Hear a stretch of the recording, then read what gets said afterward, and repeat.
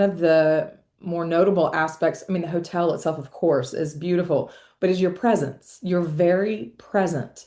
And I saw you almost every day speaking to guests and to staff. And so I'd love to know why that personal connection is so important to you. This place is a family home, so I feel that I have to welcome guests as if they would come in my home, as if they would be my private guest. And I tend to do that without making an effort. So it's in my mindset or it's in my education is really to welcome them, but it's consistent with the history of the place and the way I've positioned the hotel as a former family home. So, and I do that naturally. I've been a diplomat, as you know, Mhm. and so in fact, when I go to the people, of course, I tell them about the history of the place, and we can go in other subjects related to the family. But at the end of the day, I feel that I got more than I gave, because then the discussion comes and it develops relationship, and I get the reaction of the people, oh, about that, and each time, incrementally, it helps me for improving the place, having new ideas, and so and so, and it's positive. And just when you speak with people, it also sharpen your vision, your ideas. Just Hmm. because you speak and you can hear yourself speaking and it makes sense or not, and Huh. it's a place here where you can have many projects. And speaking about the place and the project, well, it helped me to make it even each day one step better. I love that. Yeah, that's really, really nice. So it's very interactive, somewhat with the guests. And I will say that your staff mirrors that same warmth. They were just so professional and attentive and very present. They were very, very kind and very helpful. So, how do you cultivate that kind of culture in a world that often prizes efficiency, over connection? First, I decided to hire young people, Mm, and as I have only today one hotel in Paris, it's very important for me to keep, while we are in an industry where you have a lot of turnover, mhm. and I want to keep my people and to recruit very good people. And to do that, I tend to be very selective on my recruitment and to offer to my staff responsibilities they wouldn't get in other places. Mm. And so they felt, well, if I come with Richard, well, I'll have interesting responsibilities. And I tell them that I'm an entrepreneur. And through their different positions, little by little, I will teach them how to become themselves Mm. future entrepreneurs.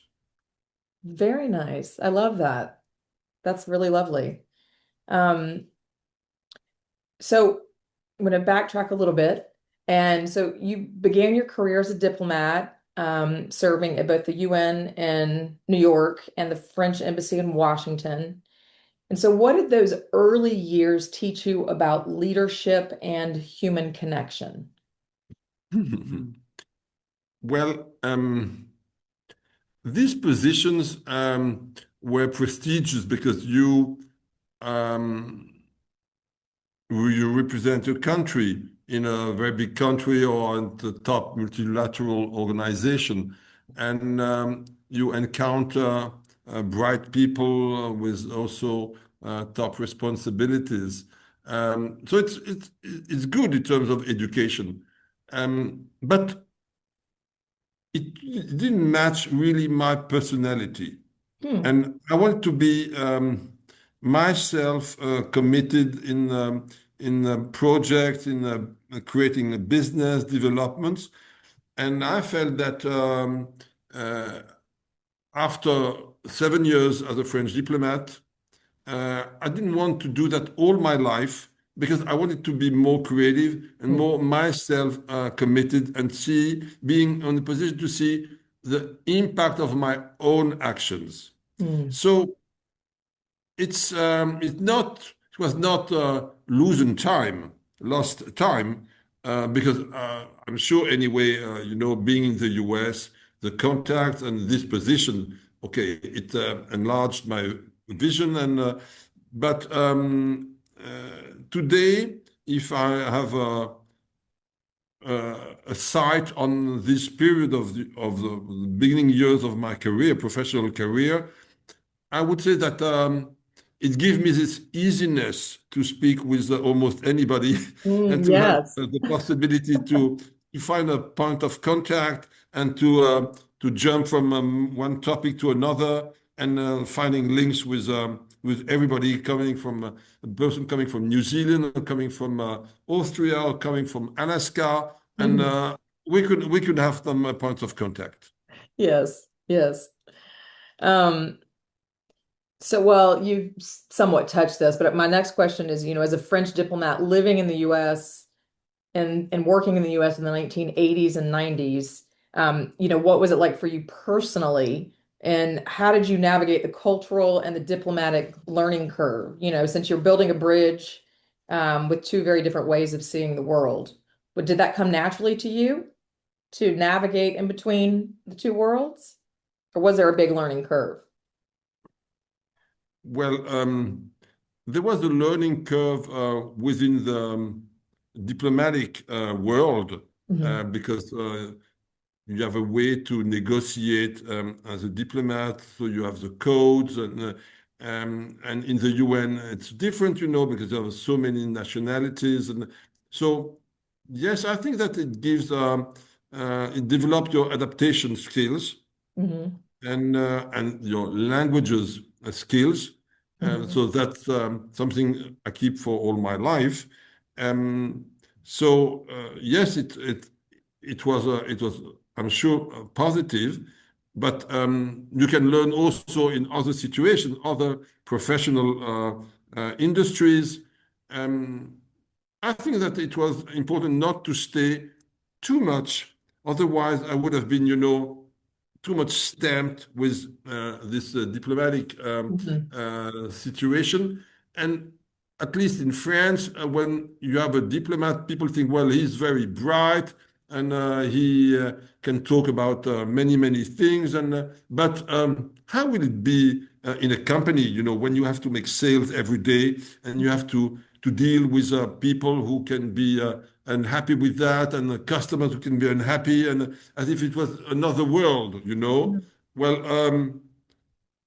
I think that I was not too much influenced, and I'm happy with uh, having my hands in the dirty business of every day and developing and making business, because I'm now an entrepreneur. So Right. it's not far away, but I managed to keep the best of it. Very good. Very good. Um, so then following the diplomat role came your time at LVMH. So this is a world of creativity and precision and luxury. So how did that experience influence your sense of excellence and brand stewardship? Just before working with LVMH, I spent 2 years and a half with the American consulting firm Bain and Company. Okay. You know Bain and Company? Do not. It's a consulting firm, strategic consulting firm, like McKinsey or Okay. BCG. Yeah.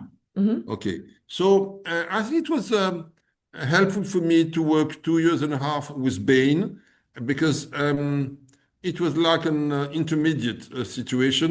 Hmm. And so I could, move from the world of states, international situation and governmental matters to a private business and much more in the nitty-gritty. Hmm. And there, I could, be in a transition period. But coming back to your question with LVMH, LVMH is a collection of brand and the top brand, and there is a culture of excellence.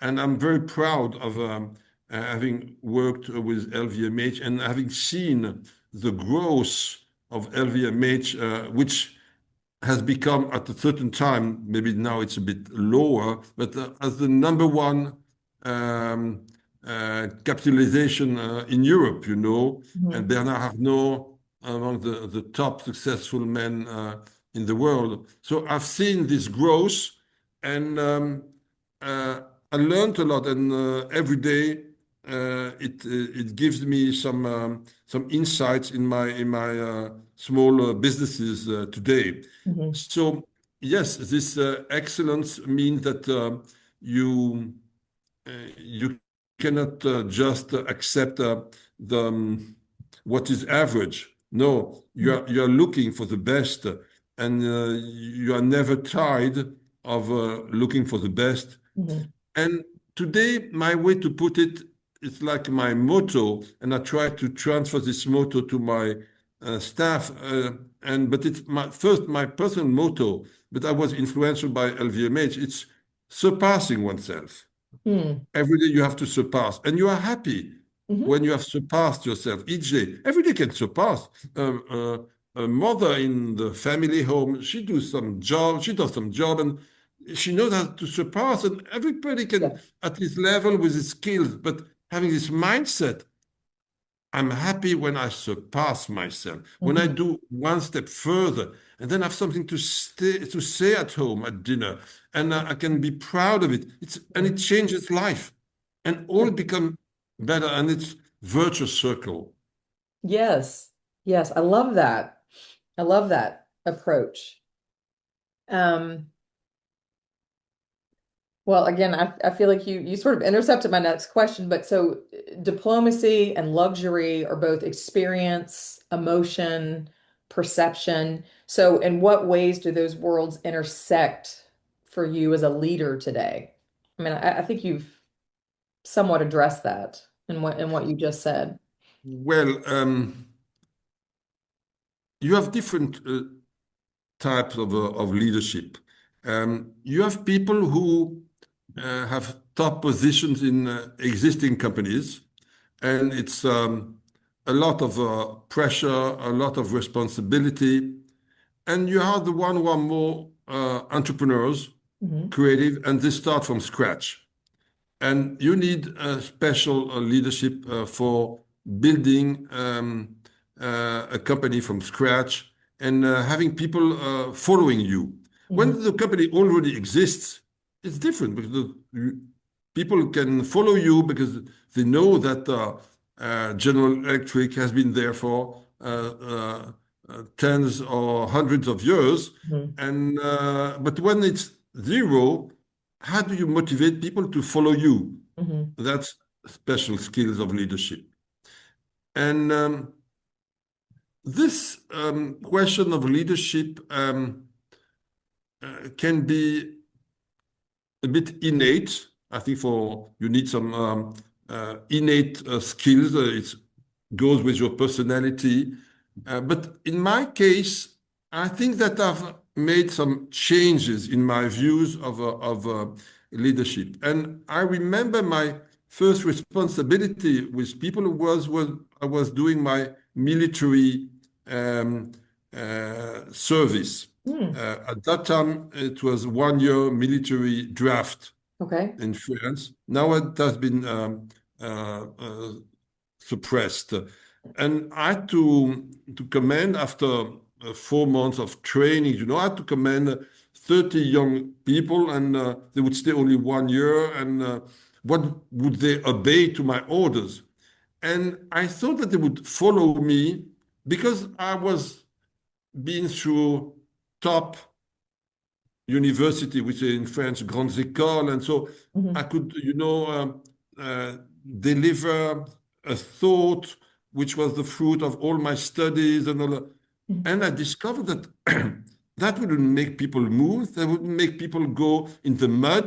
That wouldn't make people, repair a jeep which was broken. No, Hmm. it's this intellectual matters Hmm. No, that was not the real lever to have the people following me. It has to go in something deeper, in something which is when you can give the passion you have for a Hmm. project. Yes. But I discovered that, and then it became little by little something natural. But it was not natural for me at the beginning. Hmm. That's very interesting. That's very interesting. Um, did you feel like you were able to master that when you were in the military? Or was it No, well, for I a point? remember. I remember that I had some. I was, I had maybe 24 years old, Hmm. 24, 25 years old, and no, I got some. I was deceived with myself. I said, well, why do they not follow me? Why are not they excited? What I tell them and explain them, but Hmm. what I have to say is it's intelligent and it should be. No, it was not No. enough. It Yeah. was not the right track, not the right way to try to get them going behind me. Yeah. And little by little, well, I discovered other ways Uh-huh. to express this leadership and to get this confidence because you cannot have leadership without uh, internal confidence. Yes. Yes. And you have to be fluid. Clearly, you have to be fluid and open to change. Um, so what does it mean to you personally to lead a business that's so deeply rooted in your family's history? Um, well,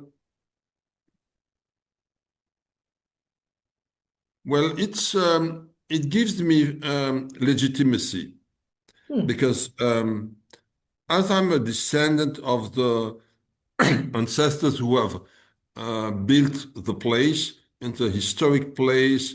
It recognized as a historic monument, and a lot of history went through the place and with other monuments. So when you're a descendant, you get a kind of legitimacy. Not the only one, but I have at least this legitimacy. I can speak about the other because, part of the family. Hmm. But it's not enough, but it's a first legitimacy. Hmm. And it's also some excitement because I'm related, I feel, I'm part of the history. So for me, I feel more passion Hmm. to develop the place, the project, because it goes within all the history. So it's become quite natural. I can put all my energy, all my passion. So I feel very, uh, very fortunate to be in this position. And in fact, it was not something I was looking for Hmm. years, but it happened that the place was becoming uh, freed from the former tenants, and I could grasp it Wow. and develop the place. An opportunity came in, and I feel that I can also gather all what I've learned in my previous experiences with whether with LVMH, with the diplomatic services as a consultant. So I try to put together in this basket all the skills and as if there were good stars which are favorable for my path. Yes, yes, very serendipitous, and you were ready for it. That's Yes, incredible. yes, Mhm. serendipity. Yes. Um, and so you've said before that the soul of the family mansion has been preserved. So how do you define soul in a place or in a business or in leadership? Well, you have to get differentiation. You cannot get a soul if it's bulk, if there's no differentiation elements.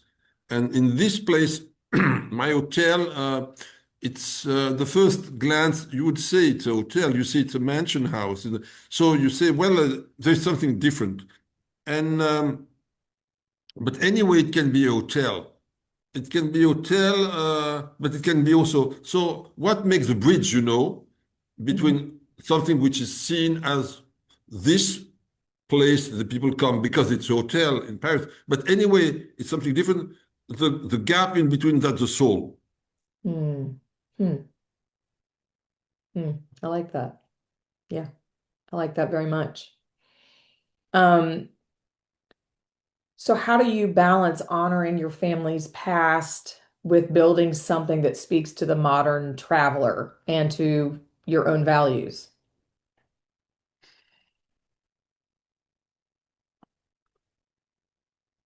I think that people who come, they are attracted first by the architecture, and they see, well, it looks different. Some need to come and they like the location in the center of Paris, and they're not so much attracted by what is for me the more important. It's architecture, history, the culture, which is in all the rooms, all the spaces of the hotel. Um, well, I tend to say hello to some of the guests. I cannot see all of them, but just walking, crossing, I introduce myself, and then there is a conversation. Some guests ask at the reception for speaking with me, and I offer them a tour of the place, the historic sitting room, the collection of arts. So there are different ways for me to pass the word. And also, they have in the room a little booklet about the history of the place. So I tend to offer different channels to see all the background, all the history.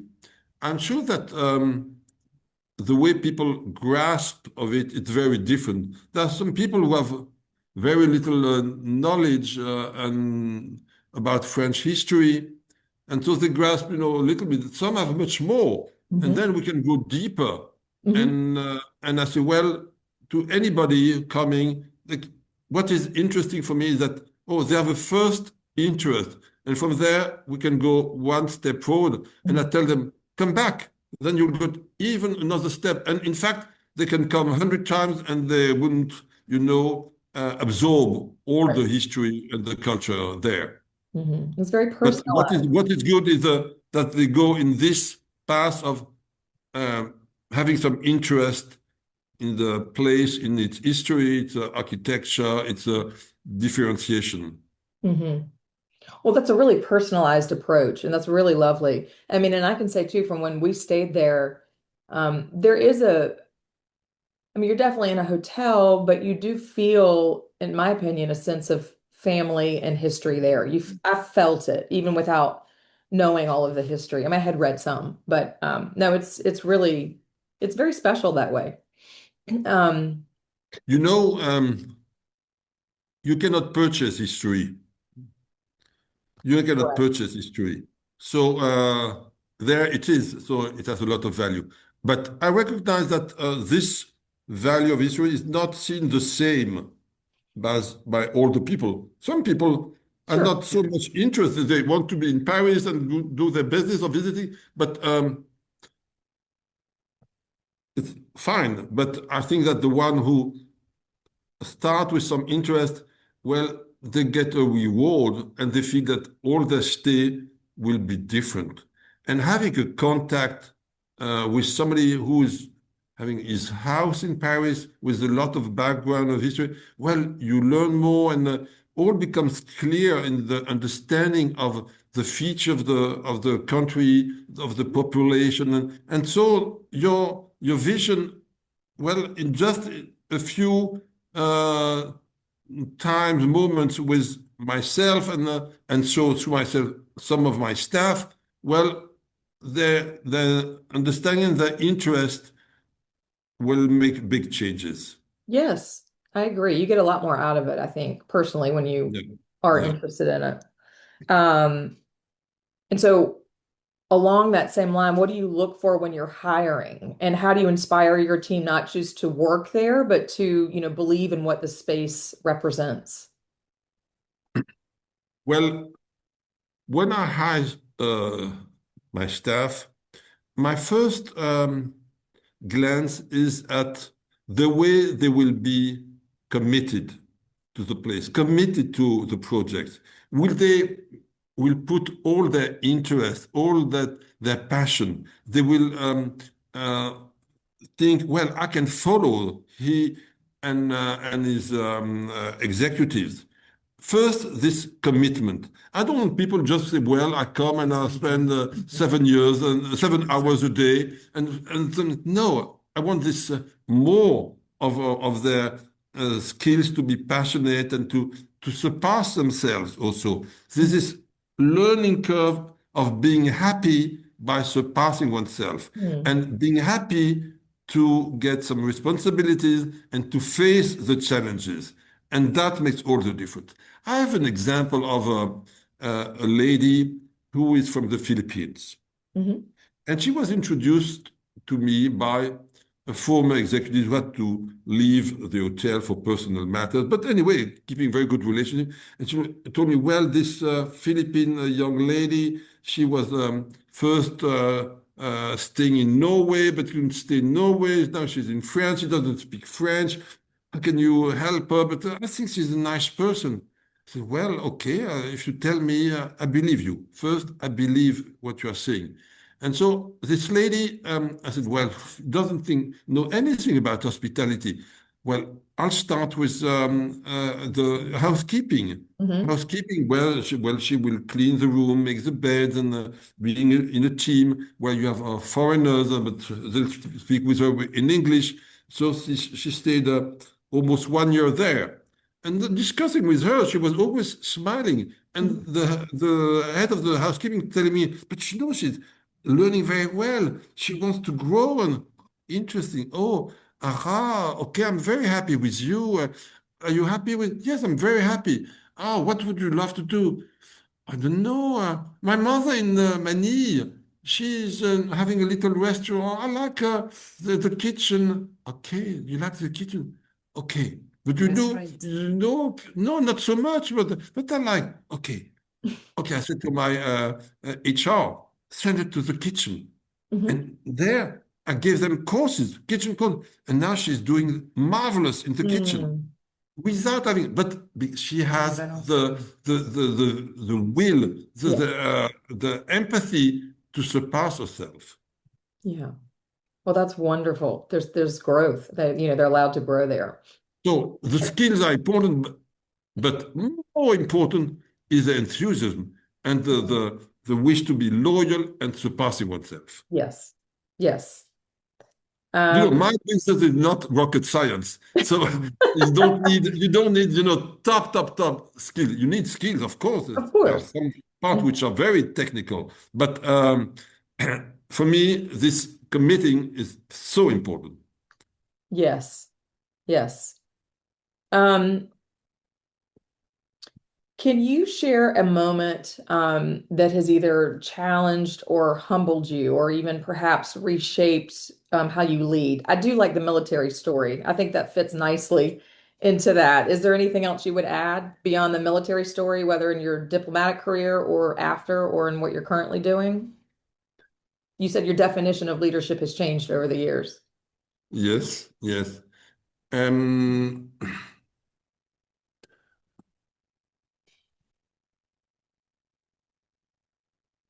well, I was never happy in my positions. If I look back, Mm. with my age, um, and I say, well, in fact, I was never happy. I've been a diplomat, but I quit. I was not totally happy. I was a consultant, but I was not taking, the decisions. I was giving some advice, but Mhm. I want to take the decision. Then I became finance director for the champagne of LVMH. Very good leader, but I'm not making the business. I'm not making the sales. Deception. Then I became CEO with the division, the perfume of cosmetics of LVMH. Yes, but there was the founders. It was company acquired. There were the founders. I was not the founder, Mm. and I'm again always a bit deceived. So I want to change, deceived. At the end of the day, I became, you know, an entrepreneur, Hmm. and there it fits with me. Mm. And I think that to be a good leader, you need really to be happy in your Mm. position. Mm. And you need to feel that, you know, you are at the right place and you can bring people with you behind you. It's true that there were sometimes a very difficult situation. And I observe, I noticed that uh, the leader is also somebody who takes decisions where his staff wouldn't think the same way. Okay. But he, anyway, he knows that, but he takes the decision. I have an example. Here at the hotel, uh, I recruited somebody in charge of F&B, food and beverage, Hmm. the director of food and beverage. And I had some before. It's a position difficult to fill in. And I had a guy who had been in this business. He was in palaces, and so we started. And suddenly I noticed that he was too much assured, started to be, you know, a bit against some of my position. I find it some strange position. It's very strange about loyalty and so on. And one day there was kind of a hard discussion. I said, well, that's possible. How can he speak to me like that? Mm. And so the weekend happened, and I called my HR. I told him, I want to see you at Monday morning at 8 o'clock in the morning. And I told him on Monday morning, you know, the new F&B, that doesn't work. Work? He told me, yes, I have to fire him. Mm. Why? But I explained, you know, no, it's not the right way. And he told me, but the other executive will not understand. Yes, it's nice with some, all of us. What will be the reaction of the other executives? That's not the same position as me. But I said, no, because it was in my guts. I said, no, I have to override that. Mm. And because sometimes you take these special decisions over time, it marks the stone of your leadership. Mm. So you are a leader also because of some decisions you have taken, especially decisions where were not in tune with some of your executives. Mm. Because, well, but you take the risk, you take it, and you felt, well, I have to do that. And then people will respect you even more. Mhm. Yes, I understand that. I understand that. Um, so I'm going to shift a tiny bit to legacy. So in a world that's increasingly driven by technology and AI, why do you think it's so important to preserve human stories like your family's?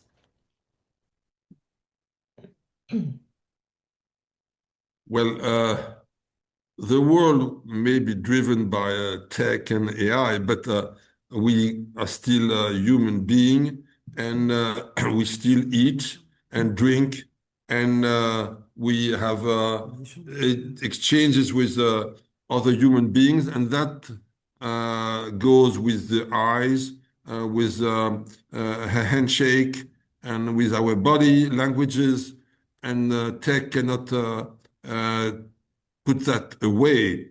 I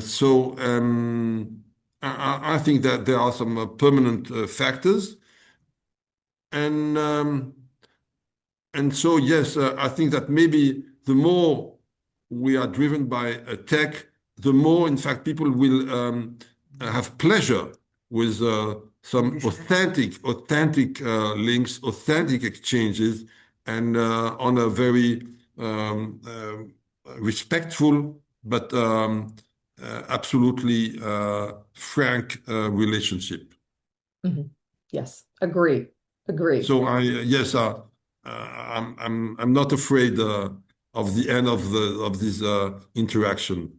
and uh, and I see it every day, because I'm a kind of a joker for my place. Because if there is a problem with something happen, and there can be a failure, there can be something. Well, sometimes my staff call me, Please. I come, and the first thing I do, I apologize. But that open a discussion, and then from there, we can start to speak with different matters with the guest, and where do you come from? And then I say, oh, but I've been there, and then the problem is forgotten. And often we are happy that this problem has happened because it gave us the opportunity to develop a personal links. And so this problem is, in fact, an opportunity to go beyond. Hmm. Yeah, that's a great perspective. Absolutely. Um, and so with all of that in mind, when guests leave your beautiful hotel, what do you hope that they feel? Well, I hope that they feel that it has been unexpected experience. It was beyond their expectations, and that it they understand better Parisian style, French culture, and uh, and my style of having converted the place, a former family home, a mansion house, in a five-star hotel. So having uh, the top services, but keeping the flavor of the family home. And that they say, well, I will speak to my friends, and we'll come back together. Yes, that's exactly what I did. So I shared with many people. Um, so in closing, last question. When you think about the next generation of leaders, those who will inherit both history and innovation, what wisdom would you want to pass down?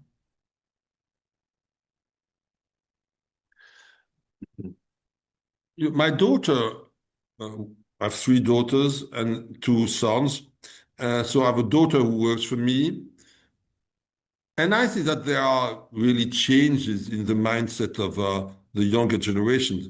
My interest for French history, for culture, geography, it's not the same. They can travel a lot, but then maybe they don't have the same background of knowledge. So there will be some changes. And I think that we have to be smart to uh, always innovate. Mhm. And you can innovate also with the past, the way you present the past. So I think that you have always to get the mindset of, okay, I'll make something creative. What is important is that people, guests, feel that there has been some creation. There can be creation with the substract of the past, of the history, of the architecture, but there has been, I've created a rooftop. I'm about to create a new a coffee shop with a special concept. So, but always with some links with the place, with the history, but showing that there is a kind of a permanent flow of innovation. Yes, that's very wonderful. Well, thank you very, very much. It's just been very enlightening. I've really enjoyed it. So thank you.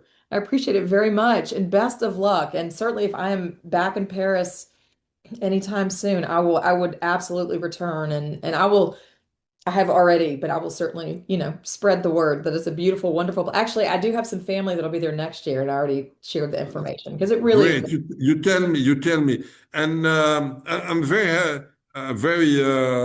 happy, and feel very humble also of being interviewed by you. And feel free to delete all what you what you want to be deleted. Feel totally free.